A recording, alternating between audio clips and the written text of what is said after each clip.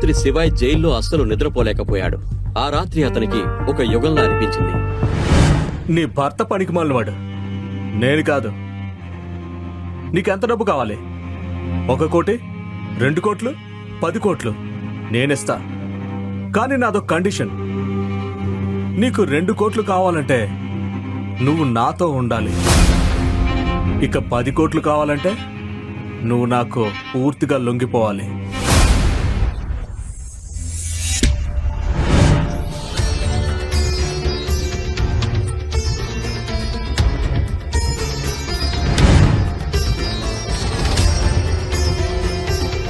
Your alarm, man.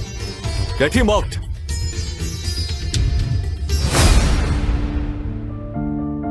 Shivay నందినిని ప్రేమించాడు. ఆమె అతని చిన్ననాటి ప్రేమికురాలు. వారికి పెళ్ళై 3 సంవత్సరాలైంది. కానీ తను ఒక నార్మల్ పర్సన్ కావడంతో నందిని అతన్ని విపరీతంగా హేట్ చేసింది. ఈ పెళ్లి ఆమె తాతయ్య తనకు ఇష్టం లేకుండా చేశాడు. ఆమెకు ఎప్పుడూ ఒక రిచ్ భర్త కావాలి. శివాయ్ ఆమెకు ఎప్పుడూ లగ్జరీ లైఫ్ ను ఇవ్వలేదు. నందిని కూడా అతన్ని ఎప్పుడూ భర్తగా యాక్సెప్ట్ చేయలేదు. కానీ శివాయ్ ఎప్పుడూ హోప్ ని వదులుకోలేదు. తన ప్రేమను ఎప్పటికైనా యాక్సెప్ట్ చేస్తుందనే ఆశతో ప్రతివారం ఆమెకు ఒక రోజు ఇచ్చేవాడు.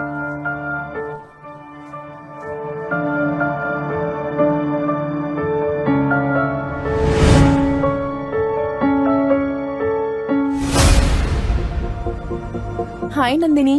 ఓ hi Riya. Wow, you are looking so pretty. Thank you. నువ్వు జ్యువెలరీ వేసుకోవడం మర్చిపోయావా? ఓ సారీ. నీ హస్బెండ్ నీకు చెప్పులు కూడా కొనివ్వలేడు కదా, ఇక నగలేం కొంటాడు?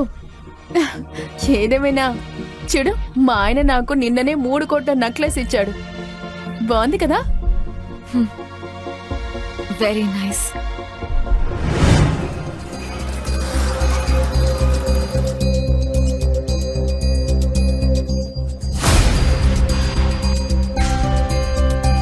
మేజర్ శివాయ్, ఫైనల్ గా మిమ్మల్ని కనిపెట్టాము. 3 ఏళ్లుగా మీకోసం పిచ్చి వాళ్ళలా వెతుకుతున్నాం. మాకు మీ అవసరం ఉంది. ప్లీజ్ తిరిగి రండి. ఇది కరెక్ట్ టైం కాదు. ప్రస్తుతం నా వైఫ్ ని కాపాడుకోవడం నాకు చాలా ముఖ్యం. ఇప్పుడు వెళ్ళిపోండి.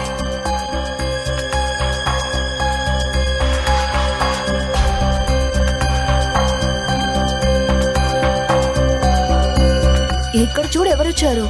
నందిని భర్త. నువ్వేమైనా చెప్పు కానీ అతని అందం, తీక్షణమైన కళ్ళు, seriously too hot to handle. నువ్వు అతని అందంతో ఆవకాయ పెడతావా ఏంటి? నువ్వు అతని అందాన్ని చూసి వరల్డ్ టూర్ చేయలేవు. దానికి జేబు కూడా ఫుల్ గా ఉండాలి. అది ఇతనికి లేదు.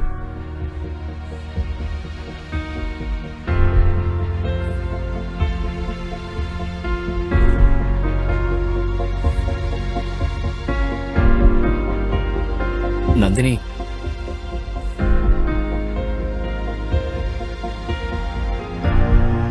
నందిని, నేను నీతో ఇంపార్టెంట్ విషయం మాట్లాడాలి. హే వదులు నన్ను. నీకిక్కడేం పని అసలు? హా? నందిని, పక్కకెళ్ళి మాట్లాడుకుందామా?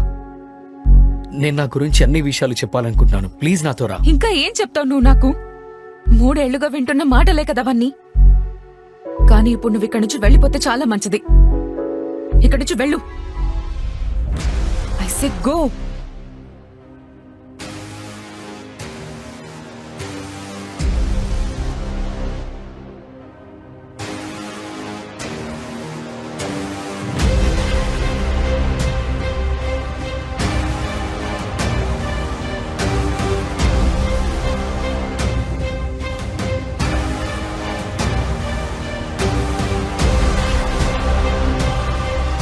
నందిని, నందిని, లాస్ట్ టైం నా మాట విను ప్లీజ్.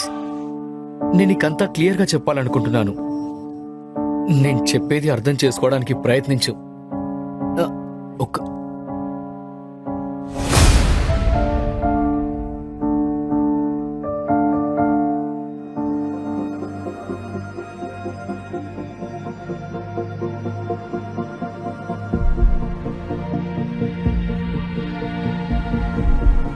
దీన్ని చూస్తున్నావా నువ్వు? చాలా జాగ్రత్తగా చూడు. నీ కళ్ళు పెద్దవి చేసుకొని చూడు. నీ స్థాయి అయితే కేవలం ఇంతవరకే. మర్యాదగా ఇక్కడి నుంచి నువ్వు వెళ్ళిపో. అసలు నువ్వెందుకెంత గోల చేస్తున్నావు? Nandini baby, relax. నీ భర్త పనికి మాలినవాడు, నేను కాదు. నీకెంత డబ్బు కావాలి? 1 కోటి, 2 కోట్లు, 10 కోట్లు నేనిస్తాను. ఏంటి, నువ్వు నాకు హెల్ప్ చేస్తావా? Obviously I'm your friend. కానీ నాదొక కండిషన్. నీకు 2 కోట్లు కావాలంటే నువ్వు నాతో ఉండాలి. ఒకవేళ 10 కోట్లు కావాలంటే నువ్వు పూర్తిగా నాకు లొంగిపోవాలి. కానీ దేవ్ తన మాట పూర్తి చేసే లోపే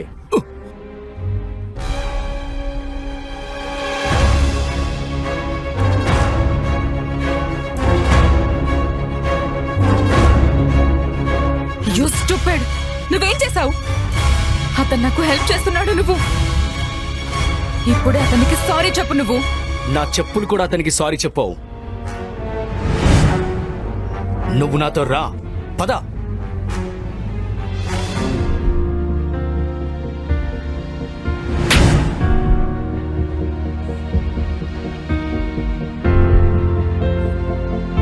శివాయ్ నందినిని చూస్తూ ఉండిపోయాడు. 3 ఏళ్లుగా తాను ప్రేమించిన వ్యక్తి ఇంత స్వార్థపర్రాలు, కృతజ్ఞత లేనిదని అతను నమ్మలేకపోయాడు. 12 ఏళ్ల క్రితం నందినిలా లేదు ఆమె. అంత అమాయకురాలు, మంచి మనసున్న అమ్మాయి ఎలా ఇంతలా దిగజారిపోయింది? ఇక్కడ శివాయ్ మహేశ్వరి ఎవరో? నేనే శివాయ్.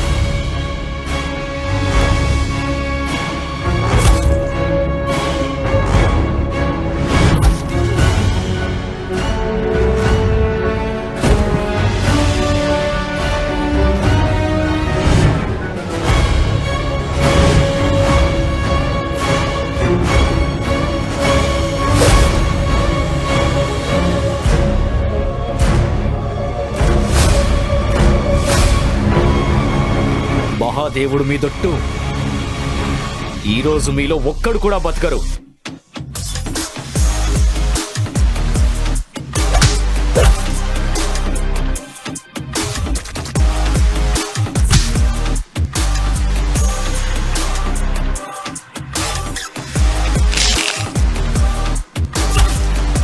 ఒకేసారి అంతమంది బాడీగార్డ్స్ ను కొట్టడం మామూలు విషయం కాదు.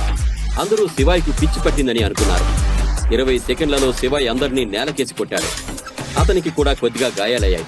కానీ అతను ఉక్కులా నిలబడ్డాడు. ఇంతలో దేవు పిలిచిన పోలీసులొచ్చారు.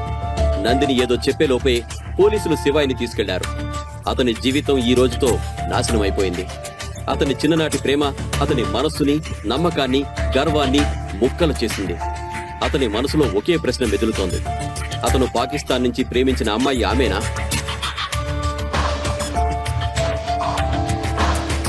ఫస్ట్ టైం నందిని శివాయ్ మనసులో ఉన్న గౌరవం కోల్పోయింది. 1 సైడ్ లవ్ రియాక్షన్ ఇదేనా? ఇప్పుడు శివాయ్ ఎవరిని ఎంచుకుంటాడు? తనను తాను కాపాడుకుంటాడా, లేక తన ఎక్స్ లవ్ ను కాపాడుకుంటాడా? అతను ఈ జైలు నుంచి బయటపడగలడా?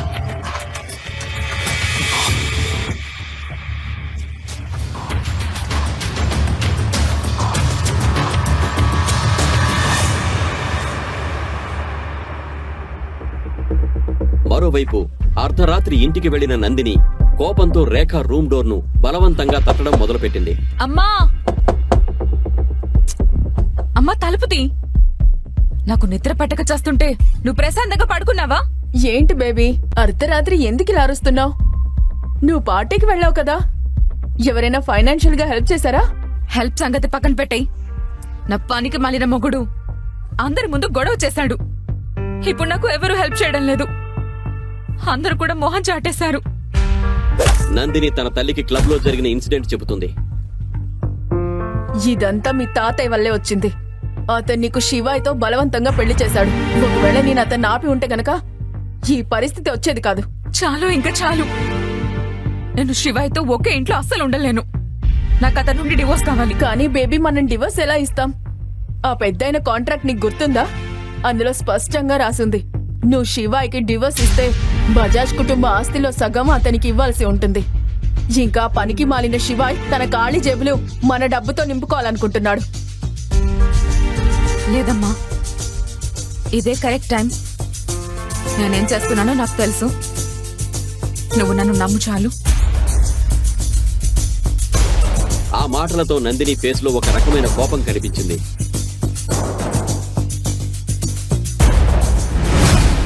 శివయ్ తన ప్రేమ, ఆత్మగౌరవం మధ్య నలిగిపోయాడు. 12 ఏళ్ల క్రితం జరిగిన సంఘటన అతని మనసులో పదే పదే మెదులుతోంది. నందిని తన చిన్ననాటి ప్రేమ కానే కాకూడదు. కానీ ఆ భయంకరమైన చీకటి రాత్రి రోజు చేసిన ప్రామిస్ ను ఆమె ఎలా మర్చిపోయింది? ఈ ఆలోచనతో ఆ చిన్ననాటి అమ్మాయి అమాయక ముఖం, ఆమె అందమైన లోతైన కళ్ళు, తీయని గొంతు అన్నీ శివాయి ముందు ఒక్కొక్కటిగా మెదలడం మొదలుపెట్టాయి.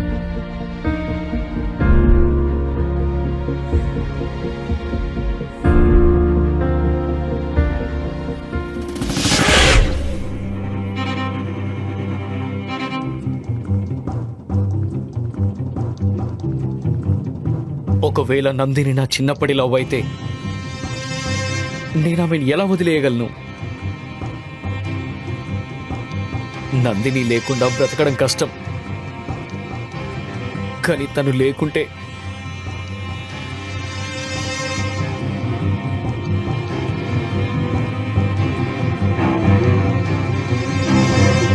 మరుసటి రోజు ఉదయం నందిని త్వరగా నిద్రలేచి రెడీ అవుతుంది.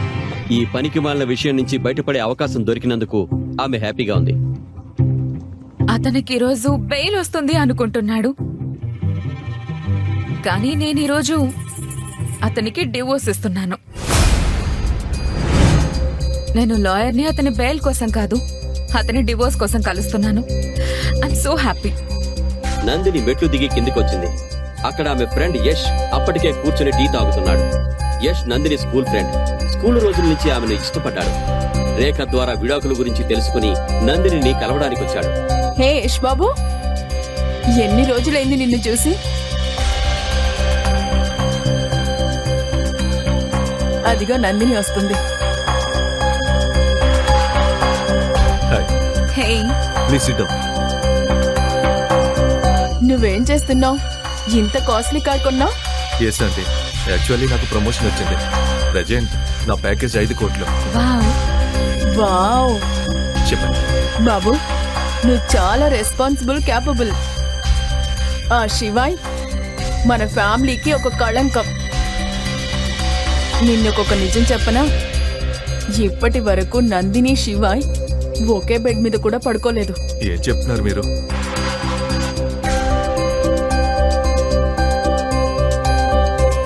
Let's go. ష్యూర్. లేట్ అవుతుంది కదా. తర్వాత కథ తెలుసుకోవడానికి తదుపరి ఎపిసోడ్ను పాకెట్ ఎఫ్ఎం యూట్యూబ్ ఛానల్లో మాత్రమే చూడండి. మరియు రుద్ర ది డిస్ట్రాయర్ అన్ని ఎపిసోడ్లు వినడానికి కిందిచ్చిన లింక్ పై క్లిక్ చేసి పాకెట్ ఎఫ్ఎం యాప్ని డౌన్లోడ్ చేసుకోండి.